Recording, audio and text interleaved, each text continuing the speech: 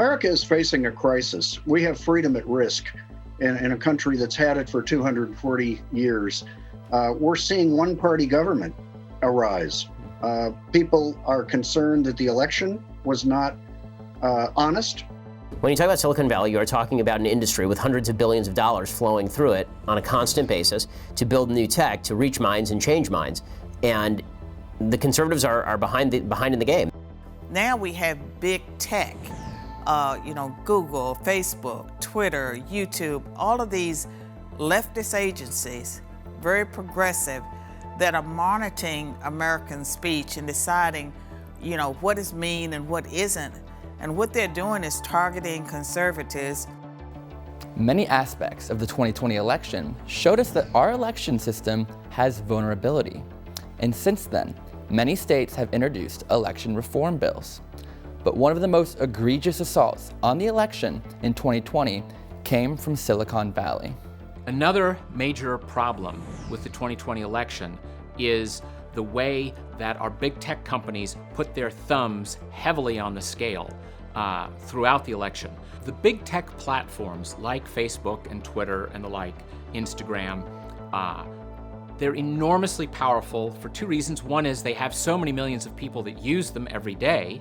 Another way that they're incredibly powerful is that if I tell you something, you're more likely to believe me than if you heard it just from a political ad. So it's enormously more powerful to control the way people are talking on social media than it is to control, say, political ads on television or radio. In the run-up to the 2020 election, many conservative outlets noticed that their content was being censored on the major social networks. American Principles Project, we spent around $5.5 million in the 2020 elections, and a huge chunk of that was reserved to be spent on Facebook targeting voters. And we got a notice through our email that our ads were being challenged, and it was incredible because the ad that was being challenged was a ad on transgender sports. Facebook ended up censoring that ad. They shut it down. They wouldn't let us reach voters with that message, and it was because one of their fact checkers said that our ad was missing context. There's no question that on YouTube the social issues are the hot button. Everything from race to abortion to same-sex marriage to transgenderism. If you violate the left's standards of political correctness here, then there's a good shot they're going to demonetize you. They'll find that you run afoul of their community standards. If you take a socially unapproved stance on one of these issues, there's a good shot that YouTube will demonetize you or Facebook will crack down on you. One way that social media platforms deal with these opposing viewpoints is through the use of independent fact checkers who will wrongly label mostly conservative posts as misleading or missing context. What we're seeing here is very dangerous because before the social media giants and before this progressive swing in America after the Obama presidency took place, Americans were very much okay with letting the American people ingest whatever TV ads that they could see in politics, and then they trusted the people to make the decision. And now, for some reason or another, these Silicon Valley nerds have determined we can't trust everyday normal Americans to make decisions. They're too stupid. They'll get fooled by these ads. So we've got to censor them because we don't trust the American people. Well, essentially, these big tech companies are holding themselves out as being the new virtual public square. They are now acting in many ways as kind of the ticket takers as to who can come in. If you got a liberal ticket, come on in. You got a conservative ticket, not so sure. Let's see what you've got to say. That's not free speech, and when speech is no longer free, that's a problem for all of society, and people need to realize that. One of the biggest stories of censorship in the run-up to the 2020 election was Twitter censoring the New York Post. In American politics, we have the expression October surprise, right? And what that typically refers to is one side or the other. They will wait till close to the election, which is when most people make up their minds, and they'll dump out some negative, harmful information on their opponent. So, for instance, George W. Bush, before his first election, there was negative information that came out at the last minute and hurt him with the evangelicals, in fact. Of course, in this last election, 2020, you have exactly the same kind of thing. You have Republicans, in this case, had some very damaging information on the Biden family, especially Hunter Biden, their nominee's son. And that was released right before the election.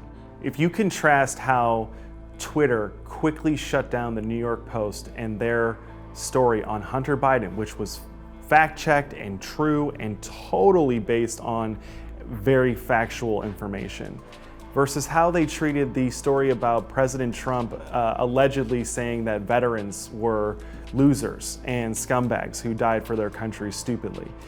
They didn't shut those stories down, and that was all based off of hearsay. So why did they shut the Hunter Biden story down, which was actually a national security crisis for the potentially incoming president, Joe Biden? The New York Post Twitter account was suspended for 16 days for simply posting the factual story about Hunter Biden. Senator Ted Cruz grilled Twitter CEO Jack Dorsey during a Senate hearing over this blatant censorship.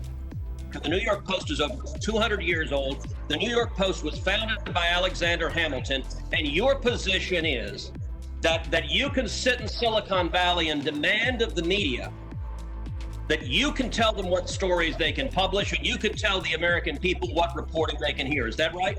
No, this was a, every person, every account, every organization that signs up to Twitter agrees to a terms of service. A post-election poll by the Media Research Center found that 36% of Biden voters were not aware of the Hunter Biden story, which linked Joe Biden to corrupt financial dealings with China and Ukraine.